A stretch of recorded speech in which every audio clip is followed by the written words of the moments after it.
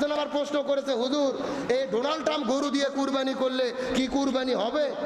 আর বাংলাদেশ আজব একটা দেশ, এই দেশে নারায়ণগঞ্জে একটা মহিষের নাম রেখেছে ডোনাল্ড ট্রাম্প। কি নাম রাখছে? ডোনাল্ড ট্রাম্প রাখছে একটা মহিষের নাম, যে তার চেহারাটা ডোনাল্ড ট্রাম্পের মতো, মাথার চুল আছে ডোনাল্ড ট্রাম্পের মতো, চোখ আছে ডোনাল্ড ট্রাম্পের মতো, এর নাম হলো ডোনাল্ড ট্রাম্প। তাম বাংলাদেশের হাজার হাজার উৎসুক জনতা দেখতে যাচ্ছে, আর মিডিয়ার তো খাইয়ে দিয়ে কাজ নাই, সারা দিন লাইভ করতেছে এই ডোনাল্ড ট্রাম্প নামক গরু নিয়ে। আজব এক বাংলাদেশ আর আজব এক কারবার। আমার তো মনে বলে এই খবর যদি ডোনাল্ড ট্রাম্প জানে, বাংলাদেশে শুরু করতে পারে। কথা কন না কে একটা গরু হচ্ছে একটা কি গবাদি পশু, তাকে নাম দিয়েছে আমেরিকা, মানে বাংলাদেশের সবচেয়ে তাম পৃথিবীর সবচেয়ে প্রভাবশালী প্রেসিডেন্ট, তার নামে নাম রাখা হয়েছে। একজন আবার প্রশ্ন করেছে, হুজুর এই ডোনাল্ড ট্রাম্প গরু দিয়ে কুরবানি করলে কি কুরবানি হবে? গরুর নাম রাজা, বাদশাহ, শাকিব খান, ডোনাল্ড ট্রাম্প। ভালো করে বোঝেন, এই যে ডোনাল্ড ট্রাম্প গরুর নাম রাখা হয়েছে, নাম কি গরু নিজে নিজে রাখছে না গরুর মালিক রাখছে? ওই কোম্পানির মালিক, ওই ফার্মের মালিক। সুতরাং এখানে গরুর কোনো দোষ নাই। যে কোনো লোক আল্লাহর সন্তুষ্টির জন্য যদি কুরবানি দেয়, ডোনাল্ড ট্রাম্প দিয়ে কুরবানি হবে। কিন্তু যদি কেউ মনে করে যে ডোনাল্ড ট্রাম্প একটা ভাইরাল গরু, এই গরু দিয়ে আমি কুরবানি দেই, তাম বাংলাদেশের মানুষ জেনে যাবে, টেলিভিশনে প্রচার হবে, সোশ্যাল মিডিয়াতে আমি ভাইরাল হব, আমার সুনাম হবে, এই নিয়ত করে যদি কেউ ডোনাল্ড ট্রাম্প গরু দিয়ে কুরবানি দেয়, কুরবানি হবে? তখন কিন্তু কুরবানি হবে না। তখন তার ধান্দা হলো মানুষকে দেখানো, ভাইরাল হওয়া, প্রশংসা পাওয়া। সুতরাং ডোনাল্ড ট্রাম্প নামে গরুর নাম রেখে এই বাংলাদেশে গরু বিক্রি হচ্ছে কুরবানি করার জন্য। তাহলে বলতে চাচ্ছিলাম, হাবিলের কুরবানি কবুল হয়ে গেল, কাবিলের কুরবানি কবুল হলো না। কাবিল হাবিলকে এই দুনিয়া থেকে হত্যা করে বিদায় করে দিলেন একটা সুন্দরী মেয়ের জন্য। কিন্তু কিছুক্ষণ পরে কাবিল চিন্তা করলেন, আমি তো হাবিলকে হত্যা করলাম, এখন হাবিলকে দাফন কাফন করবো কেমনে? পৃথিবীর প্রথম হত্যাকাণ্ড সংগঠিত হয়েছে, তখন পর্যন্ত কোনো মানুষকে কবর দেওয়া হয়নি, কবর দেওয়ার পদ্ধতি এখনো আবিষ্কার হয়নি। কাবিল বড় টেনশনের মধ্যে পড়ে গেলেন, তার ভাই হাবিলকে কিভাবে কুরবানি করবেন, তার ভাই হাবিলকে কিভাবে কবর দেবেন, এই রকম ভাবে টেনশন আর পেরেশানির মধ্যে যখন পড়ে গেলেন, শয়তান তখন আর বসে থাকলেন না। শয়তান আকৃতি ধারণ করে, দুইটা কাকের আকৃতি ধারণ করে কাবিলের সামনে যখন চলে গেলেন, দুইটা কাক যখন কাবিলের কাছে চলে গেলেন, দুইটা কাক মিলে ঝগড়া বিবাদ শুরু করে দিলেন। একটা কাক আর এককে ঠোকরায়া ঠোকরায়া মারামারি করে আঘাত করে দুনিয়া থেকে বিদায় করে দিলেন। যেই কাকটাকে হত্যা করা হলো, জীবিত কাকটা তার পা দিয়ে মাটিগুলো সরায়া সরায়া, মাটিগুলো উঠায়া ফেলে গভীর একটা গর্ত খনন করে তার চোখের সামনে মৃত কাকটাকে মাটির মধ্যে ঢুকায়া দিয়া কবর দিয়ে দিলেন। আর তখন কাবিল মনে মনে চিন্তা করলো, আমি হলাম আশরাফুল মাখলুকাত, অথচ আমার ভাইকে হত্যা করে কবর দেওয়ার মতো কোনো বুদ্ধি আমি পাইলাম না, অথচ কাক আমাকে শিখায়া দিল আমার ভাইটাকে কেমন ভাবে কবর দিতে হবে।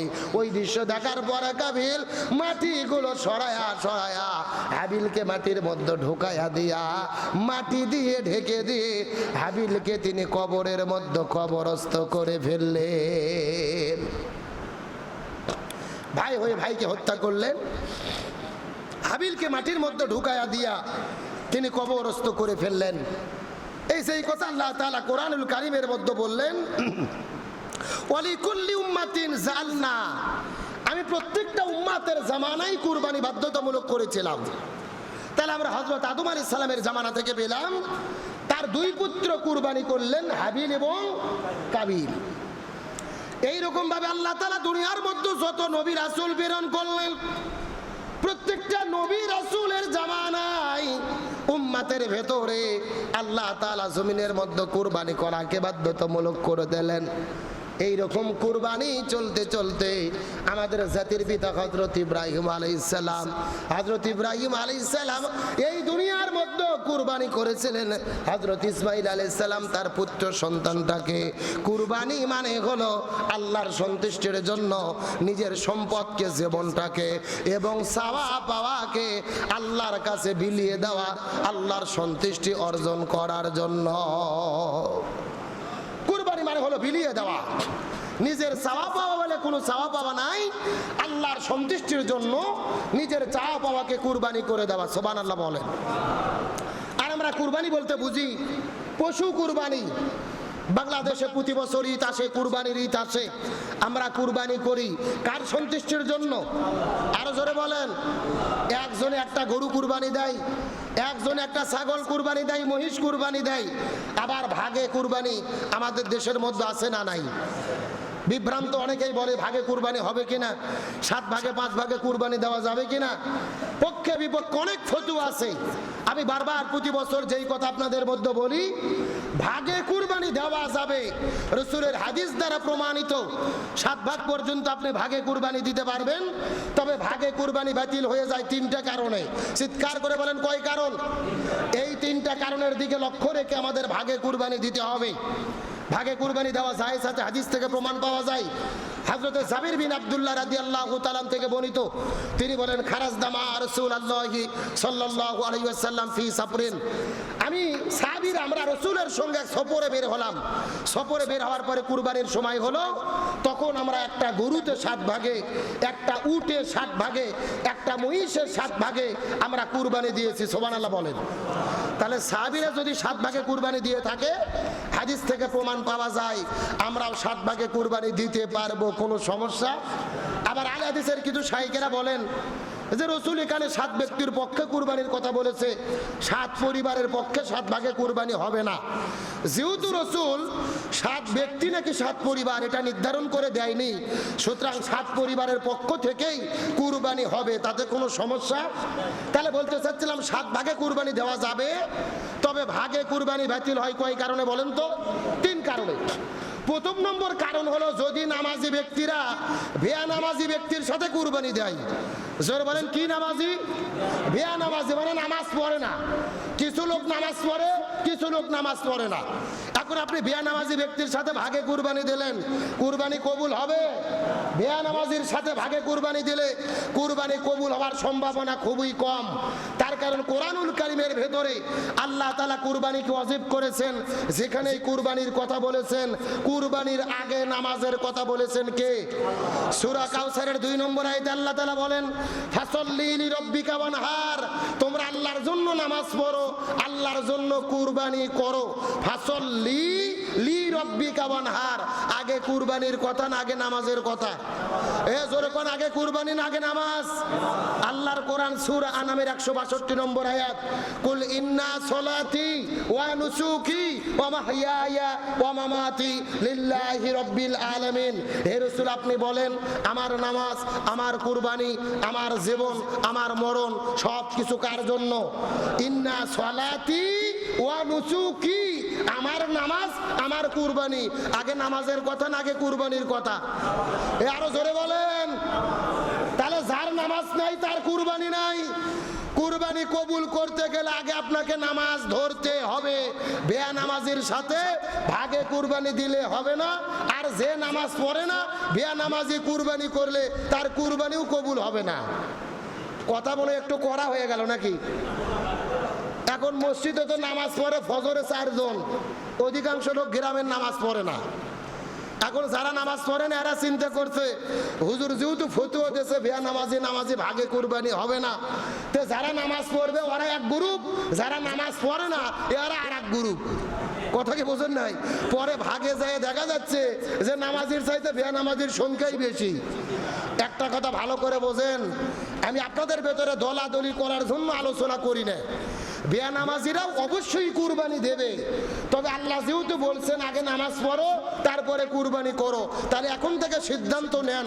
আপনি যেহেতু নিয়ত করেছেন কয়েকদিন পরে আপনারে কুরবানি করবেন, সুতরাং অবশ্যই আপনি কুরবানি দেবেন। কুরবানি দেওয়ার আগে, গরু কেনার আগে আজকে থেকে নামাজ পড়া শুরু করেন।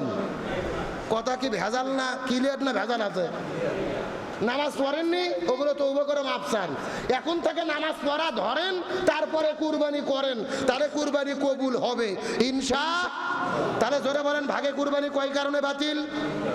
আরো জোরে বলেন। 3 কারণ।